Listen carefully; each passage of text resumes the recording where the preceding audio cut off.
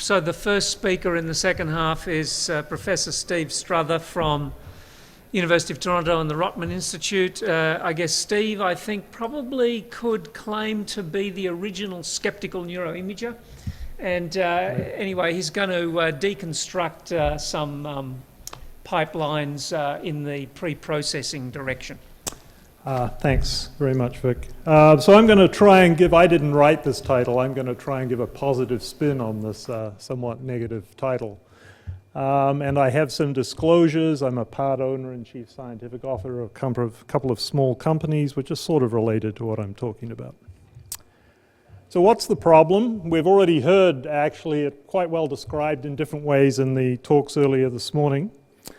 Many FRI studies are poorly described with unclear processing and analysis choices, so it's actually quite hard to tell what the problem is in the literature. There are proposals, as in Russ Poldrak's paper in 2008, and what we should do about this, and Karp is another paper in 2012 where he went back and looked at a lot of papers in the literature, and I think that might be the one where he found there were as many more processing pipelines than there were data available. So I encourage you to read those. So let's start with the negative bit. So I'm going to attempt to convince you that many common pre-processing choices ignore the need for reproducible results. They produce underpowered studies requiring longer scanning times and testing more subjects, and ultimately reflect inefficient uses of our time, our society's money, and our human capital. And we have a couple of competing solutions in the literature at the moment to try and deal with this problem. So let's assume that we are making non-optimal pre-processing choices and that they're leading to an excessively noisy and possibly misleading neuroimaging literature. Should this clock be advancing? Hang on, we've got a small timing glitch. Okay. I'll try and go faster. So there are basically two ways that this tends to get addressed, the way I read the literature. One I'm calling the fixed optimal hypothesis, and the other is the adaptive optimal hypothesis. In the fixed optimal approach, the goal is to constrain the flexibility of the available pipelines choices to avoid biased solutions, and this is sort of traditional. There's hundreds and hundreds of papers. I just happen to put 3 there. And again, another paper by Karp, who has recently highlighted this issue. The other is an adaptive hypothesis. This is where we're not pipeline fishing. I'm going to adopt Martin's term. So this is confirmatory in the sense you've got to decide what you're going to do up front before you've done anything and looked at your data, and you're going to have an automated system that will now try and sort out the issue of pipeline processing for you. So we've got automated modeling and removal of noise variability on a subject or a scan session basis. So what I'm going to be talking to you about is focusing at the individual scan session in individual subjects. Now, it turns out there are actually, that I'm aware of, 3 approaches that are attempting to do this in the literature, and they are listed there. The first one comes out of my lab. It's called Pronto. The second one is by Kendrick Kay. It's called GLM Denoise, and the last one recently released, I don't think it's actually in FSL yet, it's sort of a beta version, which they call Fix. Now, they all have one thing in common. They all use cross-validated resampling techniques. That's predictive modeling from the sort of machine learning view of the world. And you heard a sort of an approach with that flavor from Jack Gallant earlier. Now, I've got to apologize. I'm going to actually talk about our own work, so the Churchill paper stuff, because I don't know the other 2 really well. But from what I do know of them, from having read the papers, I think they would come to somewhat similar conclusions as those I'm going to show you in the next few slides. So the outline of my talk will be, we have a neuroimaging workflow and processing pipeline optimization. We're going to use cross-validated resampling. We're going to need some metrics to drive this cross-validated resampling. I'm going to introduce two, prediction and reproducibility. And we're going to do this in a training setting, training optimization for pre-processing and analysis pipeline choices. And then we're going to have to define some testing framework in order to check and see if we did the training reasonably. So I apologize to those of you that have heard me talk about this before. We're going to use a split of our data. So if you see the full data there on the left, I'm going to split it in half. You already heard about this from Jack. We're going to then treat each half as an independent exercise, apply our favorite model, whatever it happens to be, produce a statistical parametric map, normalize it to a standard normal scale, and then plot all the voxel values from this guy, so that one there, against all the same values from this one, which is supposedly exactly the same experiment. And we'll get some sort of scatter plot like this. And we can go ahead and define a signal axis, which is actually defined like that. And it has a variance of 1 plus the what I'm going to call the reproducibility, which is measured by the Pearson correlation coefficient. And there's an orthogonal noise axis, which has a variance of 1 minus r. So you can see that as the two results from the two splits get more and more similar, r is going to go up. And if they're not at all similar, it'll be right down near 0. Now, this is necessary but not sufficient criterion for strong scientific inference because there's an unknown bias in each of these patterns. You could have a really stupid model that ignored the input data and just produced two things that were exactly the same and get a reproducibility of 1. I mean, it would be sort of hopeless, but reproducibility has this problem that there's an unknown bias affecting the result. So you can't just use reproducibility or replicability by itself as the only criteria of whether what you're doing is a reasonable thing to do or not. And I would just point out that recently in the stats literature, this was put on some theoretical grounds with an interesting bound showing that splitting in these high-dimensional data sets bounds the false positive rate. Now, there's a link between this reproducibility and something called the intra-class correlation coefficient that some of you may have heard about. This was first pointed out by Raymaker in 2007. We didn't notice it, even though we proposed using this approach quite a long time ago in 1997. And this just runs through how you get there. It's basically just using the signal variance and the noise variance to work out what the shared over the total variance is, which is the definition of one of the multiple intra-class correlation coefficients. So we're actually going to be looking at trying to maximize intra-class correlation or reproducibility within individual runs within subjects, within scanning sessions. And you get a couple of other useful things out of this exercise. You get a global signal-to-noise ratio, which is a way of thinking about the global effect size of whatever it is you've done. You get that for free out of the reproducibility value by this construction. And you can also create a z-scored statistical parametric map by projecting all the voxel values onto the signal axis and then dividing by the uncorrelated variance value. So that's a way of constructing an uncorrelated noise value independent of having an inferential model underlying what you're doing.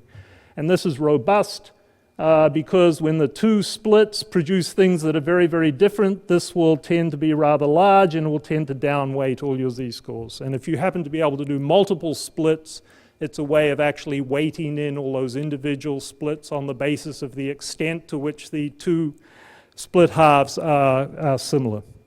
But we're only going to be doing one split in our runs. I want to go to small amounts of data in small runs in individual subjects.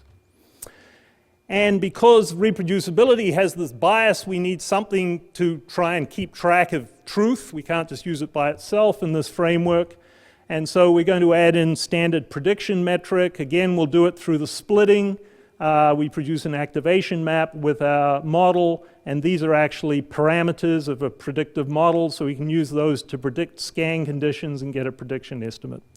So we have two metrics, prediction and reproducibility, And what can we do with them? Well, we could just optimize them independently, but what we've been tending to do is to create this pseudo ROC curve where we plot prediction on the vertical axis, reproducibility on the horizontal axis. You might have two different combinations of pre-processing pipeline and model. One ends up here, prediction there, and reproducibility there, and the other ends up here. And where you'd like them both to be is in this upper right-hand corner. You want perfect prediction and perfect reproducibility. So an empirical way of measuring how good they are is to measure the distance to the corner and use that as an optimization criterion. And that's in fact what we're going to do.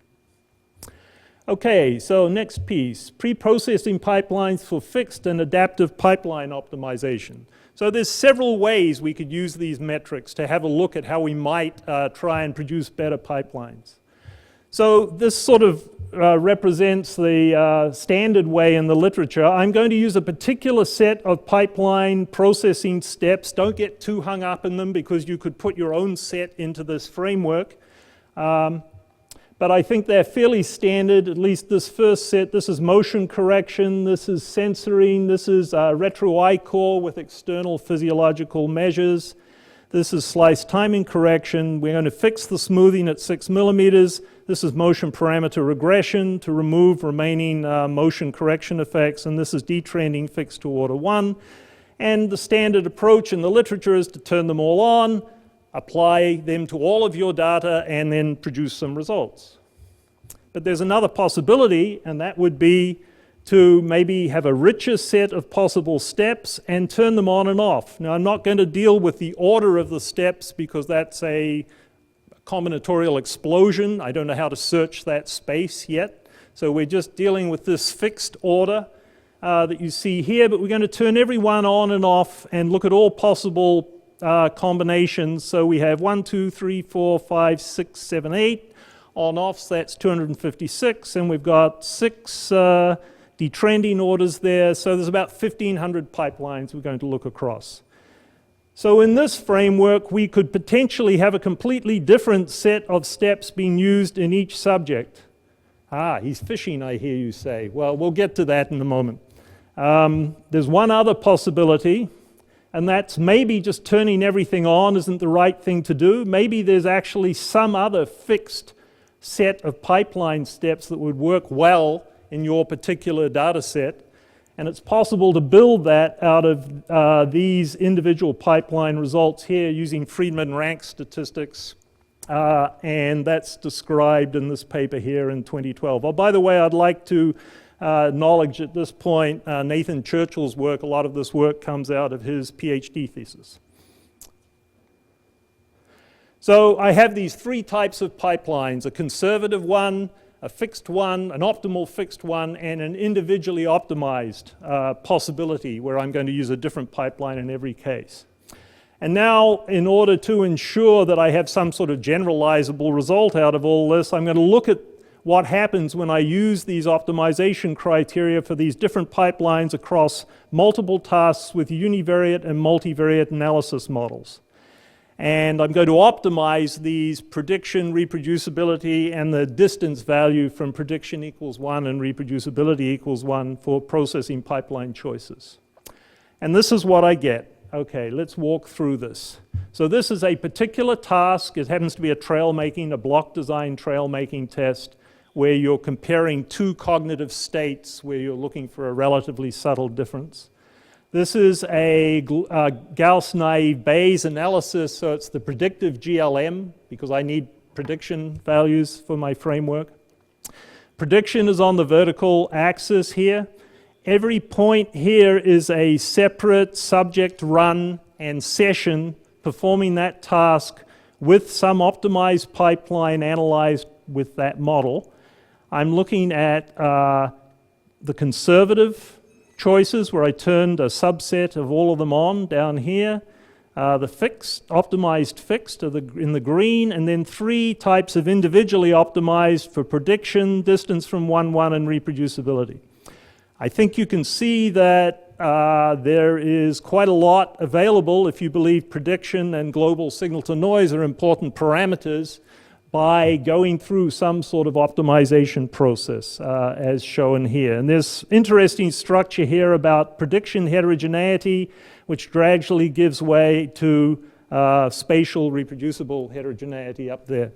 And we've tended to use this compromise D value here, which sort of maintains high signal to noise and doesn't acquire such spatial reproducible heterogeneity. But you could come up with your own metric framework. These are just the ones we happen to be using in your own set of pipeline steps in this type of framework. So here's a series of different tasks: trail making, visual line drawing recognition, both analyzed with the Gauss naive Bayes. Here's the recognition analyzed with a linear discriminant, the canonical variate analysis, and the trail making test. You can say they all show very similar behavior. So this is not just some strange thing that I happened to find in one data set with, by the way, these are all the same subjects. All the tasks were done in the same set of around 27 subjects. Okay, so what are the actual pipelines that underlie these things? Well, for the Gauss naive Bayes, in the recognition task, the optimal fix turns on just 4 of them. It turns on motion correction, slice timing correction, the task effect, which is regressing the task along with things like the detrending, so you don't over-regress with detrending, and FICA Plus, which is a data-driven physiological noise correction that came out of our lab. You can actually see here that for these 3, anyway, it doesn't seem to matter too much which particular metric you use, because the fraction of subjects in which it's turned on tends to be up in the majority of 75% or more. So we're being told here that motion correction, and at least in the set of steps we've tested, data-driven physiological noise correction is pretty important, and at least in this particular task, so is the recognition, so is putting in the task paradigm, and I don't understand why slice timing correction is actually turned on, because it doesn't seem to really be there in any of the underlying individual metrics. We can look again at another model and another task, and we see a similar sort of pattern. Again, you see the physiological noise and the motion correction are very important. Now there's an interesting interaction effect between the particular metric that you happen to use. So here's reproducibility down here is turned on in about 10% of the subjects, whereas if you're optimizing prediction, then the task choice in the pre-processing is turned on in about 70% of the subjects. So you can use this sort of framework to go in and probe how often a particular type of step appears to be helping a particular data set, a particular task and model in a particular subject. Okay, well that was a training exercise, so you may be sitting there saying, oh yeah, well he just fished around in all those pipeline steps until he found the things that pushed his prediction values and his reproducibility values up. And I agree with you, that's a problem. So now I need a test step.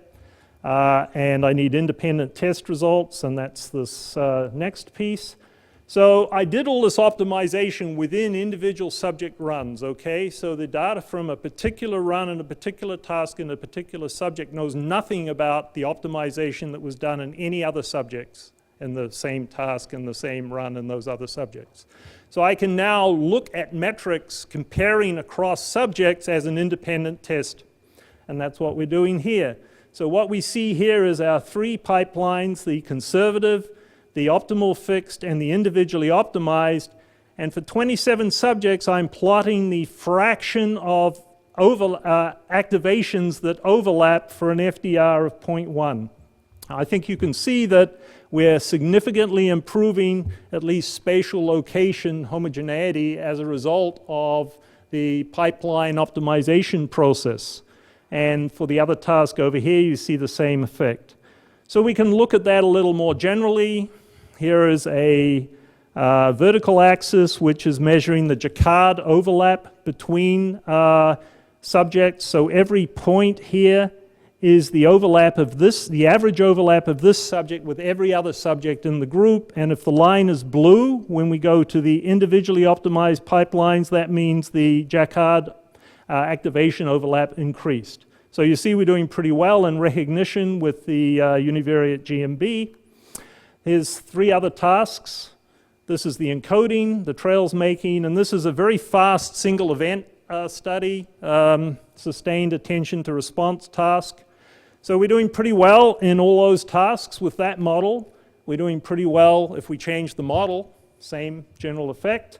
And we get between subject reliability as measured by Jacquard overlap increases of around 1.8 to 9.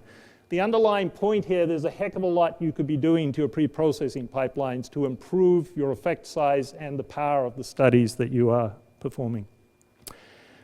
So that was test 1, independent test. Now it turned out we did retests of exactly the same tasks in exactly the same subjects 3 to 12 months later. So I can also play the same game and look at overlap in test-retest where the test run was independently optimized in terms of its pre-processing pipeline and the retest one was independently optimized, and therefore I have an independent test when I look at the overlap between the two of them.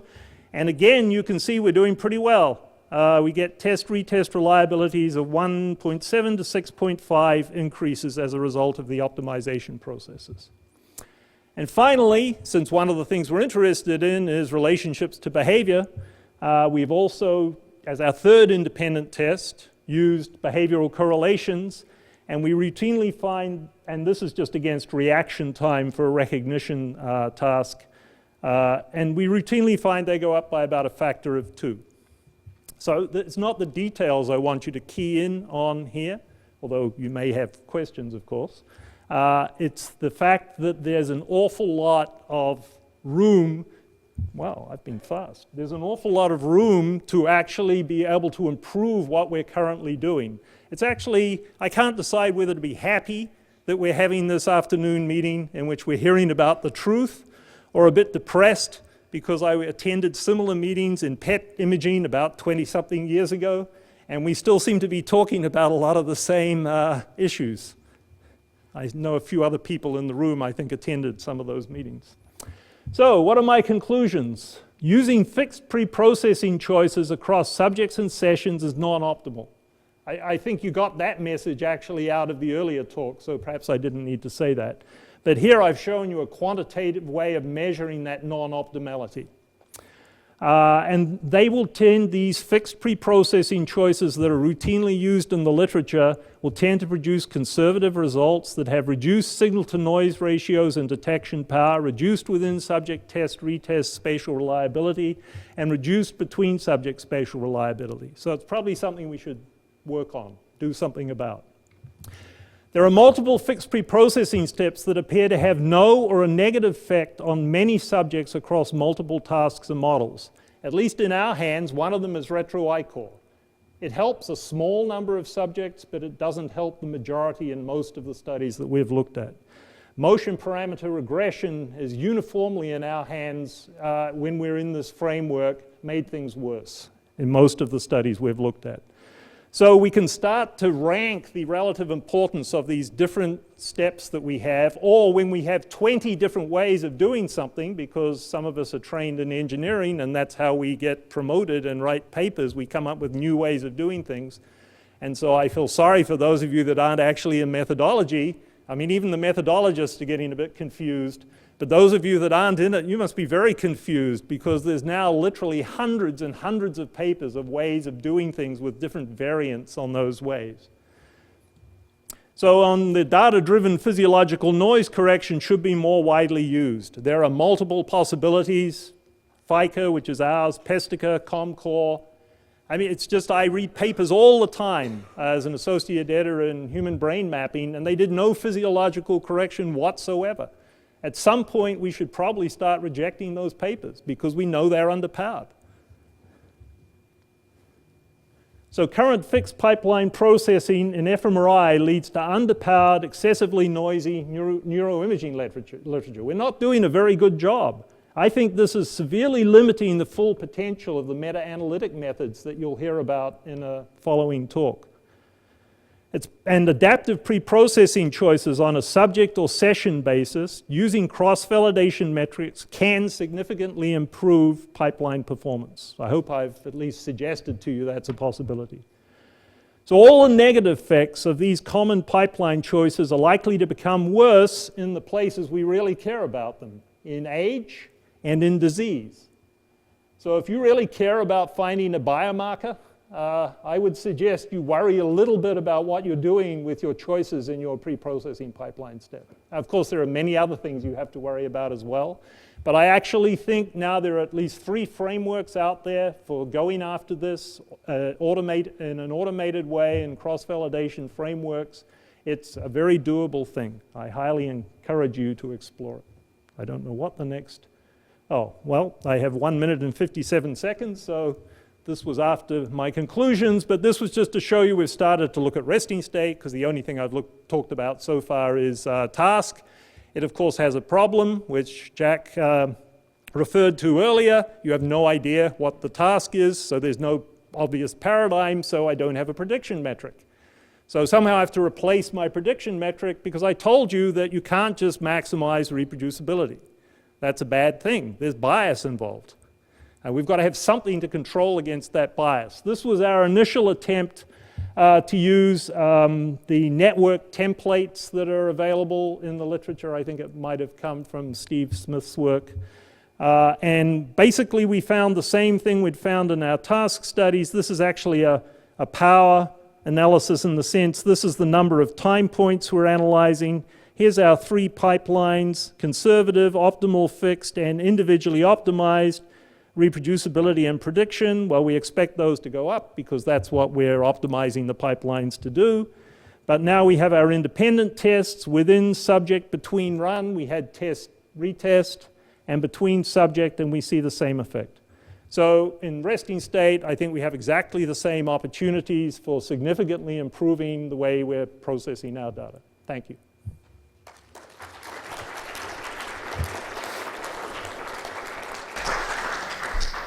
Thanks, Steve. We're not going to take any questions, but I think at this stage, I think we can now say that if you've come to this workshop, you cannot now leave at the end and continue doing what you've been doing.